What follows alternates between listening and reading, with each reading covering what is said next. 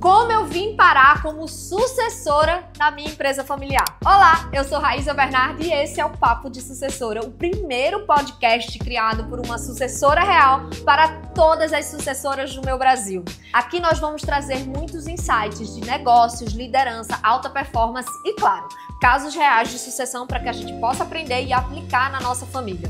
Mas uma coisa eu já te aviso, nós acreditamos em negócios prósperos e famílias fortes. Então, se você também compartilha dessa ideia, já se inscreve no canal e me segue no meu perfil do Instagram, o @RaízaBernardi. Para quem não conhece o nosso negócio ainda, nós somos uma rede de lojas de confecção e cama, mesa e banho aqui em Pernambuco. Nós temos 20 lojas espalhadas pelo estado, são mais de 400 funcionários, milhares e milhares de peças vendidas por ano. Não falo de faturamento porque eu sou vetada por contrato familiar de falar de faturamento, então vocês não vão me ver falando de faturamento aqui, mas eu tenho muitas coisas para falar, inclusive insights, estratégias, e é por isso que eu criei esse canal do podcast, que é o Papo de Sucessora. Mas antes, deixa eu explicar um pouquinho como eu vim parar na minha empresa familiar. Lá atrás, quando eu ainda era uma criança, eu ia muito sempre, todas as férias, ajudar meus pais nas lojas, né? Então a gente ficava, eu e minhas irmãs, a gente ficava no caixa, a gente ficava no provador, a gente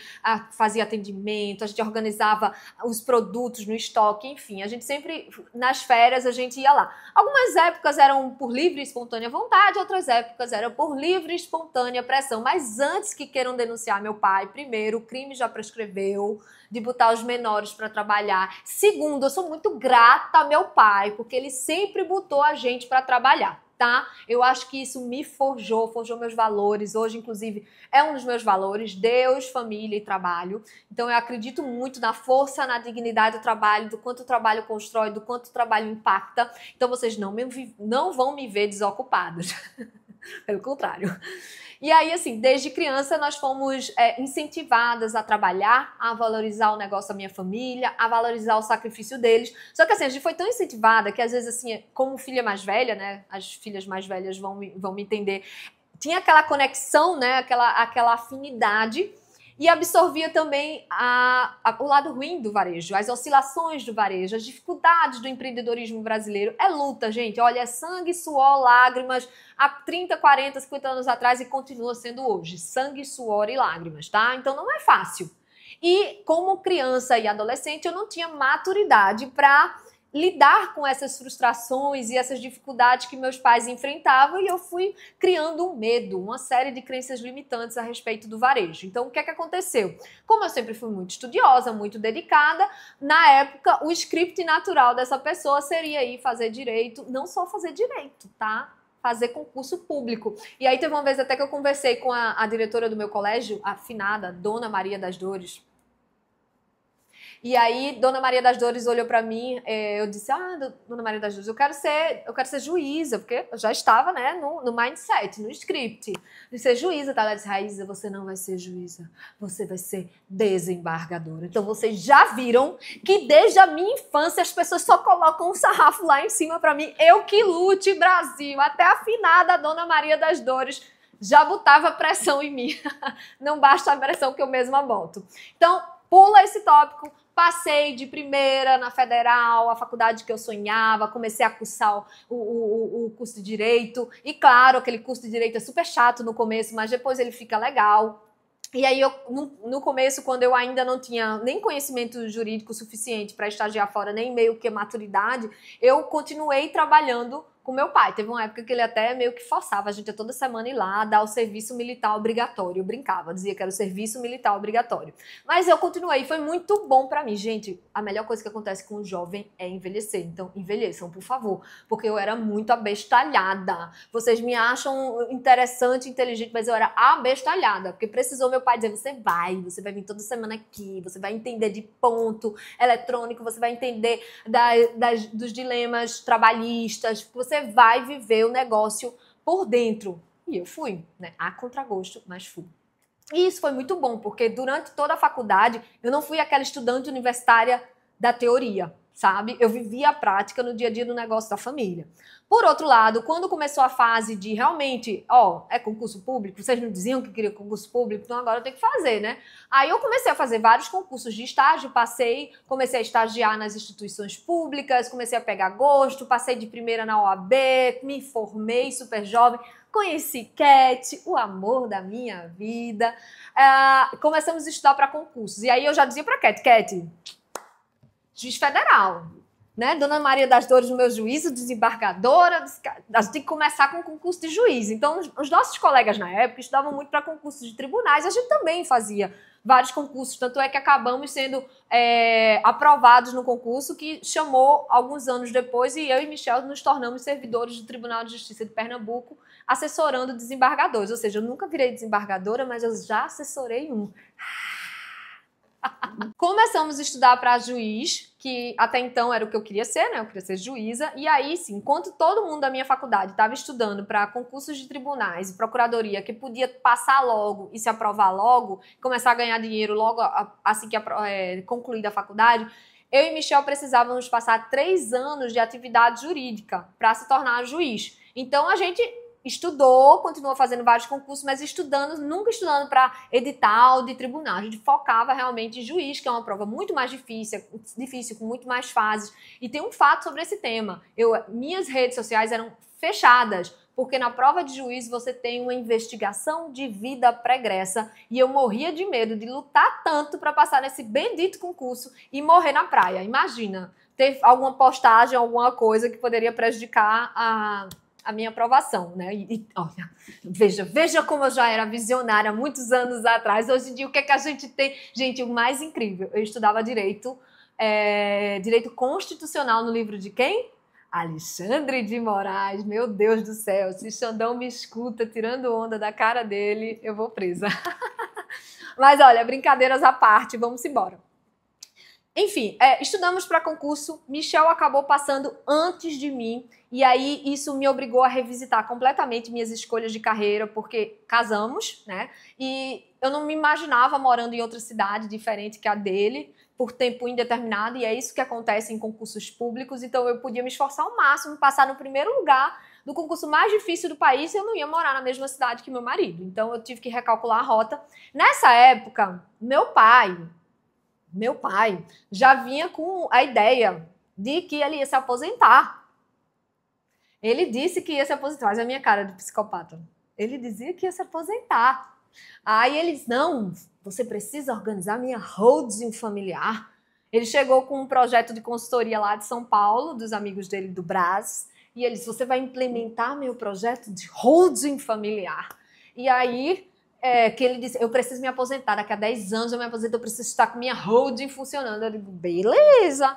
Aí conciliou com que eu queria algum projeto que fizesse sentido, então eu fui para a holding familiar, começar do zero esse projeto. E foi muito bacana, porque me deu toda uma visão de empresa familiar sobre o ponto de vista do patrimônio, né, da proteção patrimonial, da blindagem patrimonial, porque a gente no Brasil, a gente vive um mercado que oscila demais e que às vezes tem leis que são muito malucas. Então, é preciso proteger o patrimônio da família, entendeu? E aí, tudo isso lícito, tá, gente? Tudo isso feito de acordo com a lei. É um projeto, depois pesquisem aí, ou se quiser, falem comigo, que eu posso dar algumas dicas de holding familiar, de proteção patrimonial, de blindagem patrimonial. Então, foi isso que eu fiz durante alguns anos da minha vida. Foi nesse momento que eu tive meus filhos e tal. E a minha vida, cuidando da holding, era uma vida bem mais tranquila, menos risco, menos intensidade de trabalho, até porque meu marido passava a maior parte do tempo fora, cuidando na comarca dele, e eu estava com as crianças, carreira solo aqui durante a semana, de segunda a sexta até ele chegar. E foi muito engraçado que nesse período eu comecei a desejar novos desafios, né? Você vai amadurecendo, a maternidade vai trazendo toda essa força dela. E eu acho que a maternidade, ela foi quebrando alguns paradigmas de medo que eu tinha, sabe? Aquele medo que eu falei do varejo lá atrás. Foi engraçado que quando eu fui mãe e eu achava, tipo, meu Deus, ser mãe, que responsabilidade, que desafio. Quando você vai superando cada desafio, os desafios da maternidade, eles se impõem, né? Feitos os desafios de uma empresa, você não escolhe. eles se impõem, são jogados na sua cara ali, você na luta, você de madrugada, amamentando o menino, cuidando de menino, meu menino tudo catarrento, os meninos catarrento, meu Deus do céu. E aí eu fui me fortificando, né? Eu fui vendo que eu era muito mais forte do que eu imaginava, que eu podia entregar muito mais do que eu estava entregando em termos profissionais. Aí eu comecei com aquela coceirinha, eu digo, cabe um novo projeto. Aí foi nesse momento que os shoppings da região aqui de Pernambuco estavam convidando a gente, convidando o nosso negócio para expandir para áreas de shopping, que até então a gente só tinha operação de loja de rua, e quem sabe desse tipo de varejo, quem conhece esse dia a dia de varejo, são estratégias um pouco diferentes, né, de comunicação, tudo. E aí, operação shopping, meu pai chegou com esse pacote de benefícios de novo. Até então ele não tinha sucessão e ele ficava, né, conjecturando na vida dele. Se contratava um executivo de fora, aí ele não se imaginava como executivo de fora trabalhando muito perto. Ele tentou desenvolver algumas pessoas do time dele para ser a sucessão dele, acabou que não vingou. E ele, eu acho que secretamente ele já tinha esse plano maquiavélico de me colocar como uma sucessão, porque realmente eu sempre fui a sucessão óbvia, eu sempre tive algumas habilidades que me colocavam nesse lugar. Minhas irmãs fizeram carreiras muito diferentes, a irmã mais nova foi para a área de veterinária, a do meio foi ser médica e consolidaram suas carreiras nessas áreas e não queria conversa. Ninguém quer o nosso BO, sucessora, eu te entendo. Ninguém quer o nosso BO, a gente que fica aqui, né, sozinha na luta. E aí meu pai tinha esse plano e eu acho que ele tinha tentado já de várias formas me trazer para a operação, para o varejo. E eu sempre dizia não, porque eu não me identificava com o negócio, sabe? Eu estava feliz na holding e eu não me identificava com o negócio. Eu via a forma de gerir dele, às vezes eu não me identificava, porque a gente quando pensa em empreender no nosso negócio, a gente pensa em começar com coisas que a gente gosta de vender, que a gente gosta de falar, que às vezes gosta de vestir. E na época a Tropical tinha uma estratégia que eu não me identificava com o produto. Era aquela estratégia, aquela loja bagunçada, muito preço, não tinha beleza de harmonia de coleção, não tinha uma lógica de moda. E aí eu não me identificava. Sendo muito sincera, foi isso. Mas olha, pausa. Sou muito grata a todo o trabalho que nos trouxe até ali. Só que, o que é que acontece? Chega um momento que o seu negócio amadurece, que você precisa evoluir o negócio com novos produtos. E era isso que estava muito acontecendo com a Tropical. Fez muito sentido aquele varejão, aquela magazine popular e tal, com blusinha a R$10 e tal. Mas, consolidado o crescimento, chega um momento que não tem mais sentido. Você vai começar a competir com a galera da feira, que não tem aluguel para pagar, imposto para pagar, funcionário para pagar, que não tem uma estrutura como a sua. Então você precisa entregar para o mercado um produto com valor agregado melhor, mesmo que seja o mesmo preço, tá? Essa é a luta da gente, mesmo que seja o mesmo preço. Então foi esse o momento, o contexto histórico. Então, o que é que aconteceu? Ele veio com um pacote de projeto da Operação Shopping. Quando eu vi o projeto da Operação Shopping, meus olhinhos brilharam, porque eu pensei, não, aqui eu vou poder imprimir a minha marca. Eu não sabia que eu ia ter a minha própria marca na empresa até então. Mas eu pensava, digo, aqui eu posso fazer um trabalho que eu me identifico, que eu me conecto. E aí eu mergulhei de cabeça no projeto do varejo da Operação Shopping e foi uma forma de puxar o restante da empresa para essa ideia também. Então a gente reformulou comunicação, aprimorou o layout de loja, fizemos um rebranding na marca muito sutil. Eu brincava, olha, a marca já passou dos 30 anos, depois dos 30, meu amor, é botox na carinha, tá? Bota um botoxzinho, não é desfigurar. A gente não quer desfigurar a marca Tropical porque ela é uma senhora muito elegante. Ela precisa estar no mercado, mas ela já precisa de um botox. Vamos dar um botox. Então a gente fez pequenas alterações no branding e ajustou a comunicação para uma era digital. Então a gente trouxe toda essa irreverência. Foi aí que eu comecei a mostrar os bastidores do varejo no meu perfil pessoal. Fizemos coleção cápsula com influenciadora, lançamos Minuto da Moda nas rádios, fomos para a TV, tivemos propagandas assim icônicas para o nosso mercado. E é o que a gente vive até hoje no nosso varejo, né? Desenvolvemos coleções, depois nós verticalizamos o negócio. Gente, é tanta coisa que a gente vive que depois parece assim, né? Mas foi tudo fácil, mas foi tudo sangue, suor e lágrimas, tá? Vivemos uma pandemia, vivemos a criação das marcas próprias, vivemos a verticalização do negócio para nos posicionarmos estrategicamente num momento em que também chegavam muitos sites chineses, muita concorrência de fora, e é esse o contexto que a gente vive hoje. O varejo está cada dia mais acirrado e exigindo de mim e de todo o time da Tropical muita resiliência e muita perseverança. Mas se você não tem esses dois critérios, meu amor, nem entre no varejo, porque é para os fortes, tá bom?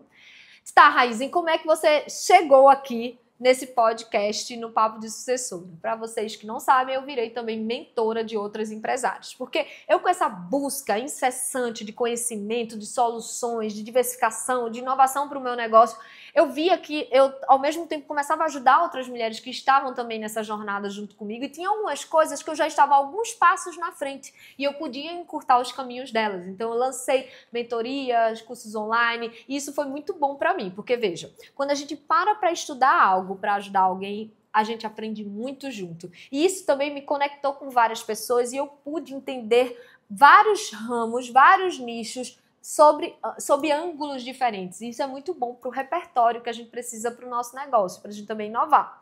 E nessas buscas e dilemas e das dores e delícias de viver a empresa familiar, eu também sentia muita necessidade de organizar a minha empresa familiar.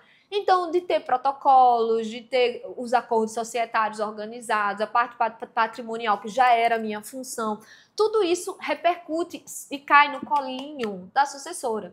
Então, a sucessora que não entende um pouco de governança, de sucessão, de blindagem, de protocolos familiares, ela acaba ficando meio perdida, porque não adianta só a gente gerir bem o negócio, a gente precisa ter uma estratégia de relacionamento com uma família, que às vezes não está no negócio, que não entende o que é o nosso dia a dia, tá?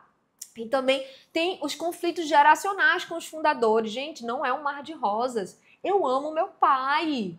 Eu amo meu pai e eu brinco, eu sou a filha favorita. E tem horas que, por conta de estar no dia a dia do negócio, a gente acaba discordando de alguns pontos do negócio, eu fico achando que eu tô deixando de ser a filha favorita e eu não posso deixar de ser, não. Porque as outras, quando vêm com as conversinhas mais amenas, eu que lute, né, para tocar o negócio da família. Não posso perder meu posto de filha favorita, porque o que importa. Tem sucesso no negócio se fracassar a família? Não tem.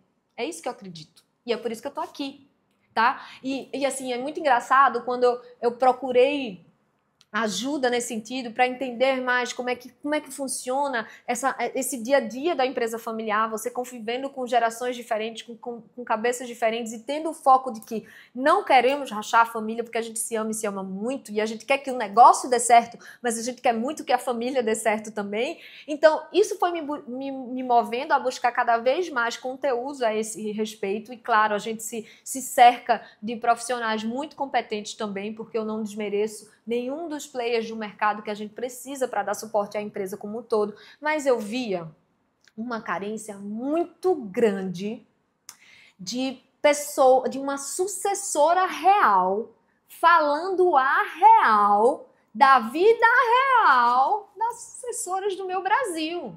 Então, assim, e é por isso que eu tô aqui hoje, para dizer que você, sucessora de um negócio familiar, você não é apenas uma filha que ajuda. Você é a pessoa responsável por dar continuidade ao legado da sua família. E não existe receita de bolo. Deixa eu logo te dar esse spoiler, não existe receita de bolo. E é por isso que eu vou trazer muitos conteúdos, muitos insights para vocês, muitos formatos, porque cada família empresária deu o seu jeito. E algumas tiveram sucesso no processo, outras tiveram fracasso. E a gente vai falar sobre todas elas. Por quê? Porque a gente precisa aprender com elas para ver qual o melhor formato para a nossa família. E é por isso que eu criei essa comunidade, o Papo de Sucessor, esse canal, para que você possa compartilhar suas dificuldades, suas paixões, suas raivas, suas necessidades, para a gente possa quebrar as crenças limitantes que já me atrapalharam lá atrás e que podem estar te atrapalhando ainda hoje, como a síndrome da impostora. Aquela pessoa que só vê também, só sente real valor em si mesma se estiver produzindo muito e aí isso te leva para um burnout. Vamos ter, inclusive, um quadro aqui de saúde mental da sucessora. Esse é o grande desafio dessa década.